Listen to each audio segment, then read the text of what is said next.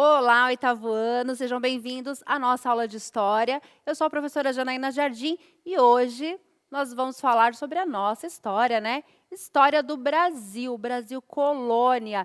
E olha só, pessoal, aviso para os professores, nas próximas aulas eu irei tratar sempre História do Brasil até a independência. Combinado? Quando chegar na independência do Brasil, aí nós começamos a abrir para a América Latina toda e vamos ver aí os processos de independência da América Latina. Professores, vocês são muito bem-vindos no chat, coloquem as suas contribuições, traga o nome do aluno, a cidade de vocês. E hoje, como vocês, né, a gente já tinha combinado, a habilidade ela vai ser lida ao final da aula. Assim a gente aproveita um pouquinho mais. Então, sejam bem-vindos ao chat. Bom, começamos a falar de Brasil colônia, mas é um assunto que os alunos já viram ano passado. E aí, para a gente começar a introdução deste tema, acho importante a gente contextualizar e colocar os alunos aí dentro do contexto. Então, na tela para vocês o tema da aula, que é Brasil colônia. E olha só, pessoal, eu vou começar assim, ó. Na última aula, eu falei para vocês sobre a chegada, né, de Pedro Álvares Cabral nas Américas. E aí, tivemos uma série de professores dizendo, não foi descobrimento. O Brasil já estava aqui, né, essas terras já tinham donos. Afinal de contas, os povos indígenas já estavam aqui desde a pré-história. E aí eu vou começar assim, ó. Eu vou montar um mapa mental só para contextualizar o momento histórico que nós estamos aqui neste momento, tá? Então, eu vou fazer assim, voltando aqui para o meu mapa. Vamos começar em 1500, quando Pedro Álvares Cabral, ele vai chegar aqui na América, né? E aí, na aula passada, nós conversamos muito sobre esse termo aqui, ó, descobrimento. Que aí os professores falaram que não foi descobrimento, não, já tinha muita gente morando aqui. Eram os povos indígenas. E aí, na sequência, bom, de 1500 a 1530, nós tivemos um período de extração do pau-brasil. Então, de 500 a 530, não houve, de fato, uma colonização aqui no Brasil. Então, a gente ficou aqui, neste período, com a exploração do pau-brasil. Por que eles exploraram o pau-brasil, né?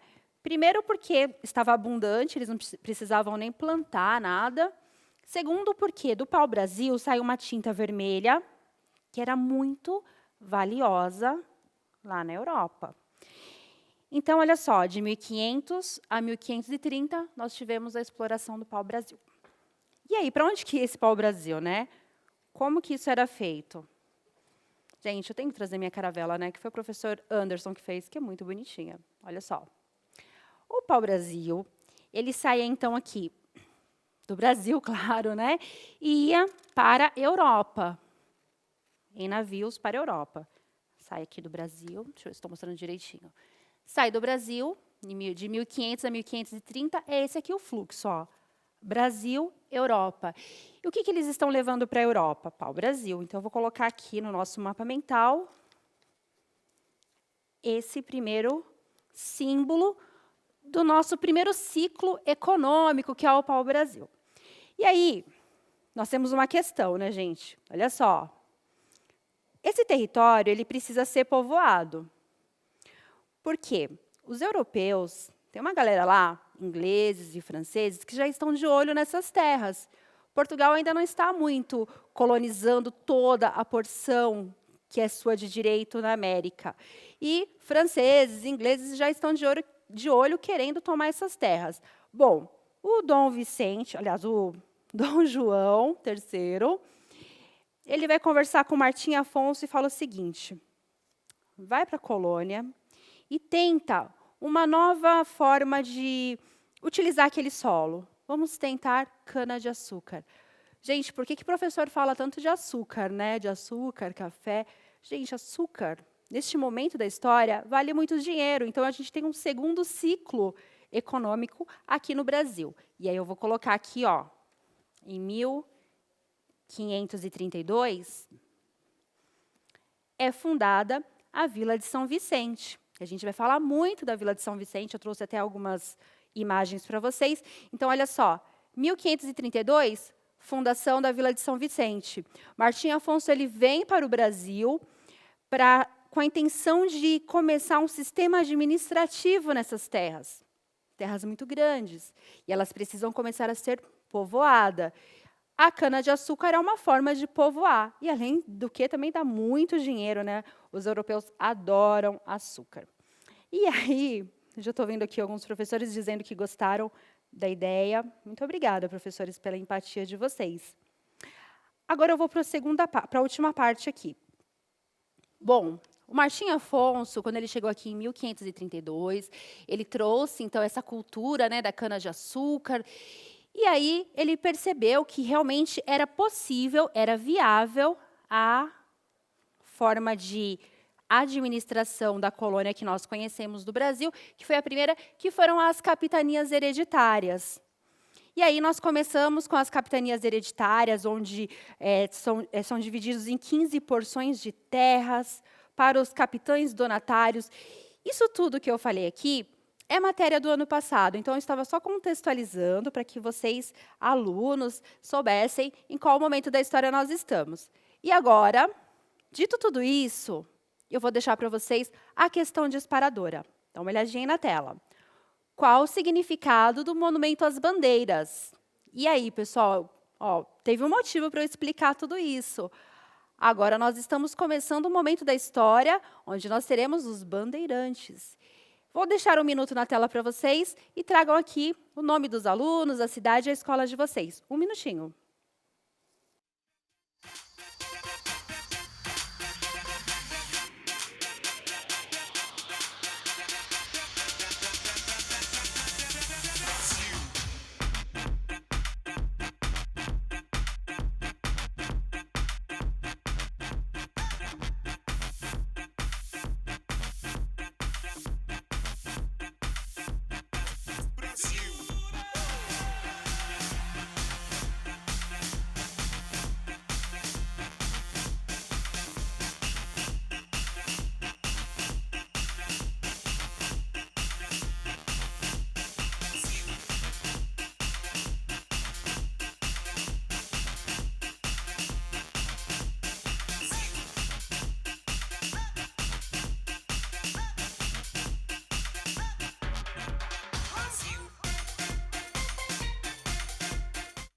Voltamos e olha só, o professor Francisco, ele disse que é um monumento aos bandeirantes que expandiram o território nacional. Isso mesmo, nós estamos neste contexto de expansão do nosso território. Obrigada, professor Francisco. E aí, olha só, a Provânia, da Escola Benjamin Constant.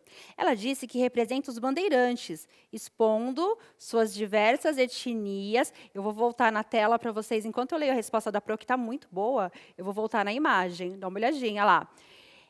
Está expondo suas diversas etnias e o esforço para desbravar o país. Além de portugueses, os barbados, então, à frente, em cima do cavalo, nós temos os portugueses. Aí, mais para frente, nós vemos na obra negros, escravizados, né? Mamelucos e índios ao final, e eles estão puxando canoas de monções, utilizadas nas expedições fluviais. À frente, portugueses, ao meio ali nós temos alguns escravizados, bem lá no finalzinho, a última partinha assim, que vocês estão vendo, a última ponta ali, são as monções, né, que são expedições fluviais. Professora Vânia, que contribuição maravilhosa, muito obrigada.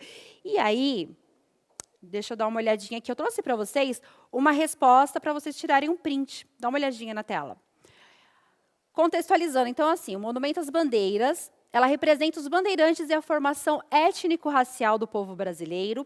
Puxando as canoas de monções, podemos observar negros, mamelucos e índios que trazem uma cruz em seus pescoços, simbolizando a forte presença da Igreja Católica e seus representantes jesuítas nas missões. Muito obrigada, então, pelas explicações, professores. Agora, vamos, então, seguir. Vocês estão vendo uma imagem que é a Fundação de São Vicente. Vou deixar na tela a imagem, enquanto eu faço aqui uma contextualização.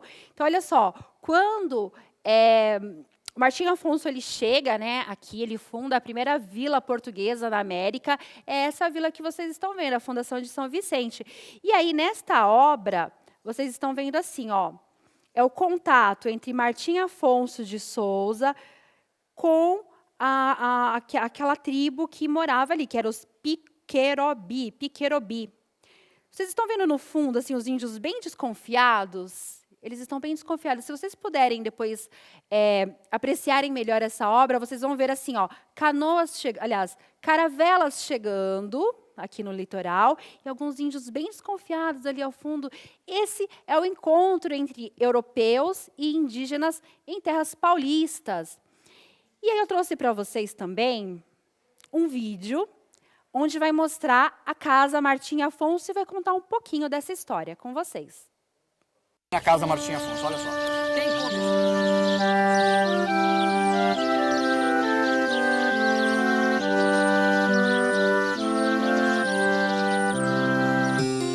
A casa é conhecida como Casa de Martim Afonso.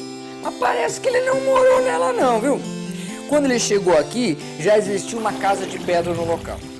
Uma das hipóteses que os historiadores levantam é de que a Casa de Pedra foi construída pelo bacharel em 1516.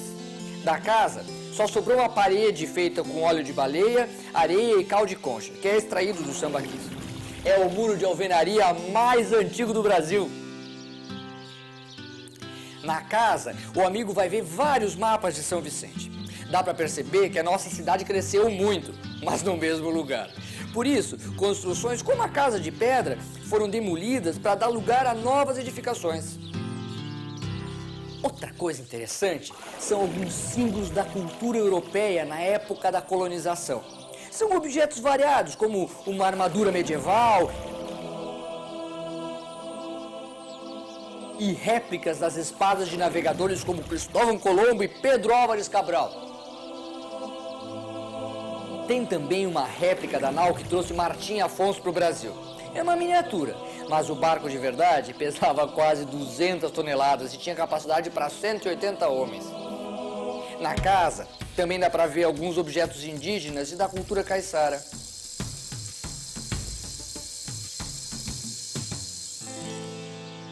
Além disso, a casa oferece exposições temporárias, que mudam a cada 3 meses, como essa, Trilha dos Tupiniquins, que refaz o trajeto de expedições lideradas por Martim Afonso.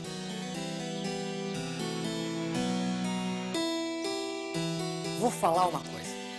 Vale a pena fazer essa visita e descobrir muita coisa interessante sobre o surgimento de uma das capitanias hereditárias mais conhecidas da história brasileira, sobre a fundação da primeira vila.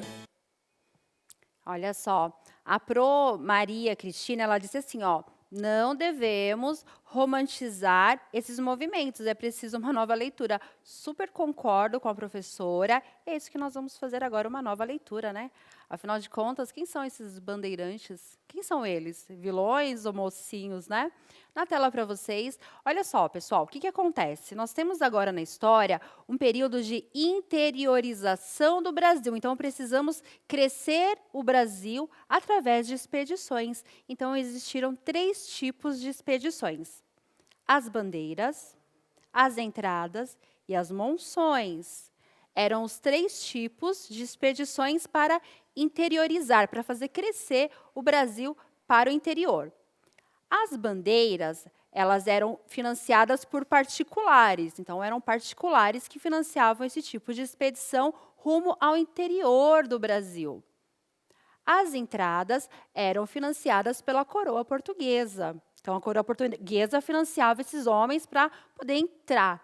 E aí, qual era o objetivo deles, né? Nós tínhamos monções, que eram expedições fluviais, então eles iam pelo rio Tietê. Esse rio Tietê que passa aí perto da sua casa, ele serviu também como um caminho para a interiorização do Brasil. As bandeiras nós temos 3 tipos: a de apresamento, sertanismo de contrato e prospecção. Então, as bandeiras, elas têm 3 tipos de bandeiras. Bandeiras e entradas, pessoal, o objetivo é o mesmo, tá? Só muda que entradas é financiada pela coroa portuguesa e bandeiras é um financiamento particular. Bom, apresamento, capturar indígenas. Então, a bandeira de apresamento, ela era uma bandeira que capturava indígenas. E eles escolhiam, geralmente, indígenas que estavam em missões. Porque esses indígenas em missões jesuíticas, eles já estavam meio que pacificados. Era mais fácil de capturá-los, eles não estavam ali com tanta liberdade. Então, era mais fácil de pacificar. E aí, como a professora falou, esse é o momento da gente desmistificar um pouquinho também a figura de um bandeirante, né? Bandeira de sertanismo de contrato.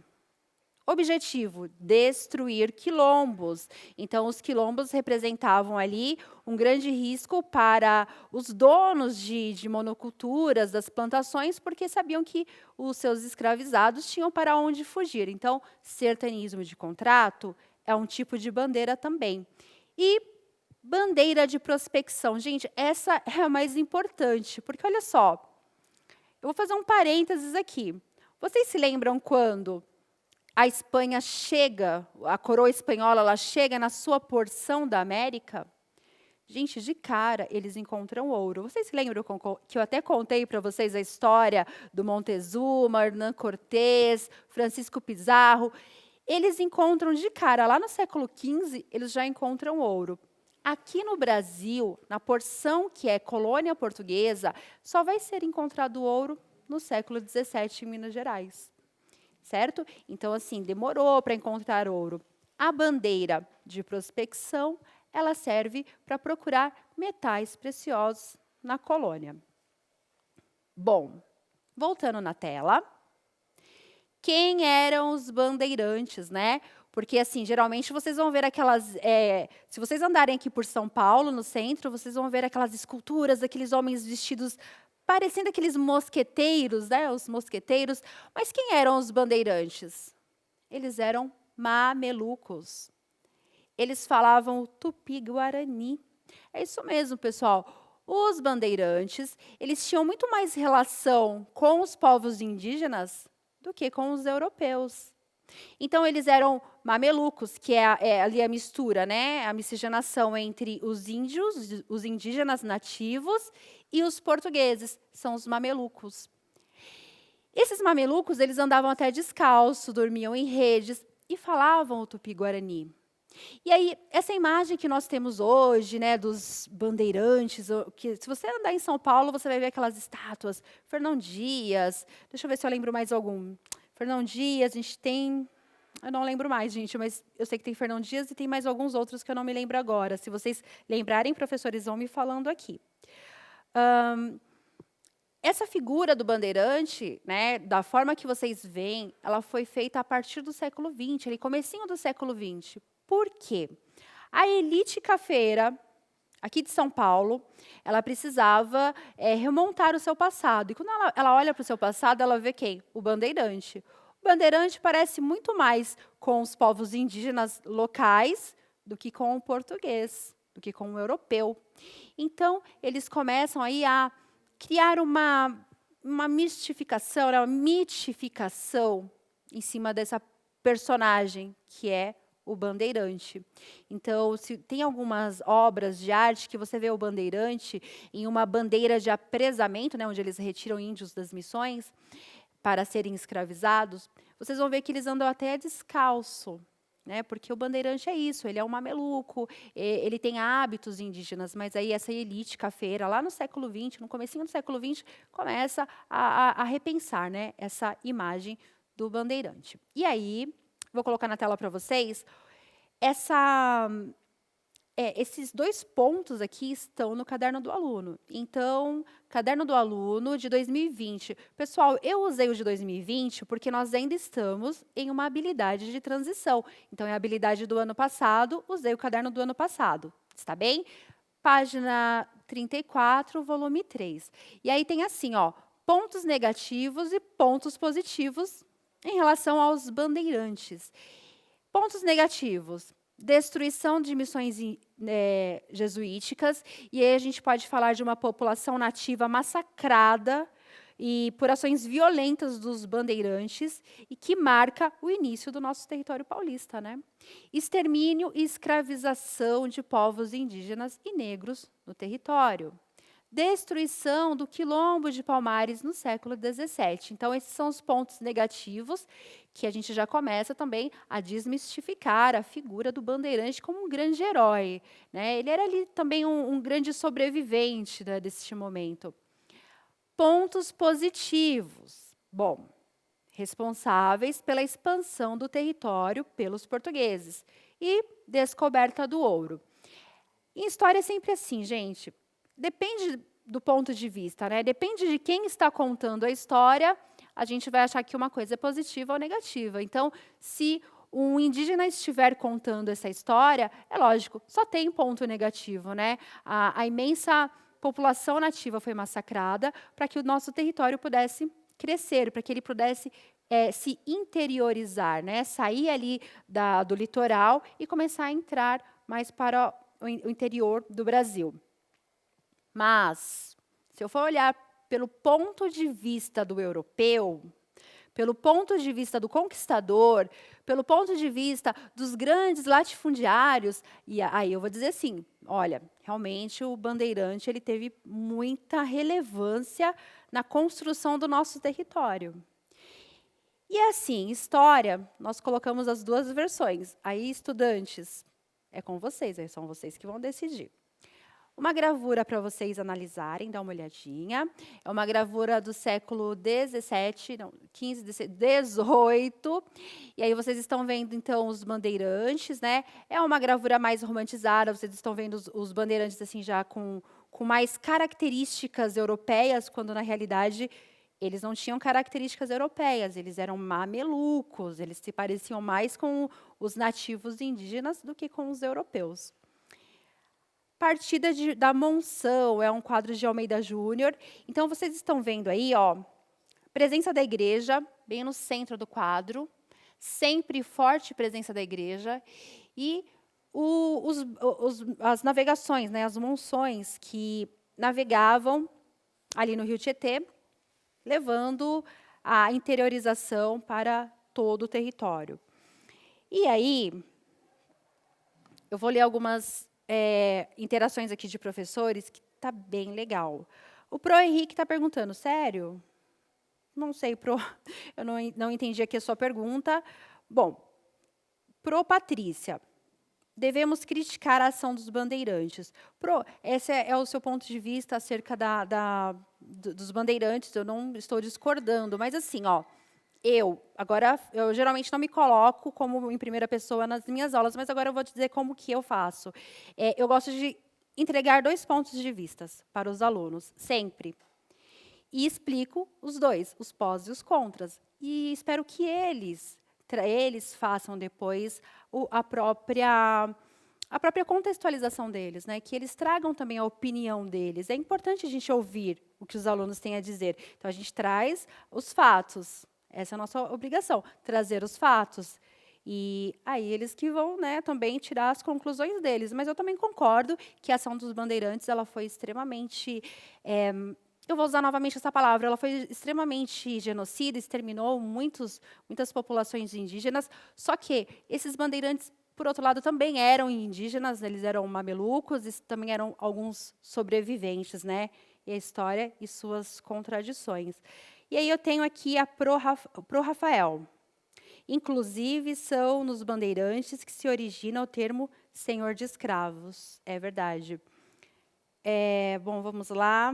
Estou com a sensação de que o positivismo está voltando na leitura histórica. Não, Pro Nádia, fique tranquila, não está voltando o positivismo, né? Na realidade, aqui, ó, estamos colocando 2 pontos de vista. Está bem? E, em momento nenhum, nós estamos deixando de dizer que a ação dos bandeirantes foi extremamente cruel contra os povos indígenas. Inclusive, Pro, até mencionei que no século XX houve a volta, né, desse personagem que é o bandeirante, mas de uma forma mitificada, né? Houve uma exaltação da figura do bandeirante, porque a elite cafeeira do século XX, ali início do século XX, ela precisava ser representada, mas ela não se sentia representada pelos mamelucos. Então, eles trouxeram a figura do bandeirante aí como um grande europeu, né, um grande herói, mas nós sabemos que não foi bem assim. Protânia, maravilhosa. Devemos passar os dois lados da história. Perfeito, Protânia. Adorei, assim, muito boa a sua observação e sua participação. Pessoal, vou deixar para vocês aí, então, a habilidade e o objetivo para vocês tirarem um print. Pro Flávia, concordo plenamente. Temos que mostrar para os alunos várias versões para que formem suas opiniões. Pro, é isso mesmo, é nessa linha que eu trabalho e eu vejo que muitos professores estão aqui comigo. E é isso, pessoal, história é isso, né? História é contextualização, história a gente precisa ver vários pontos de vista e, ainda assim, respeitar o ponto de vista do aluno, né, do nosso aluno que está aprendendo, que está começando e engatinhando aqui nesta cátedra tão bonita que é a história. Perfeito, Pro. Bom, Pro, é lógico que genocídio nunca tem dois lados. Olha só, pessoal, espero que vocês avaliem a aula, que vocês gostaram, pontuem, porque nós vamos ver, sim, essa avaliação de vocês. E até a próxima aula. Tchau, tchau.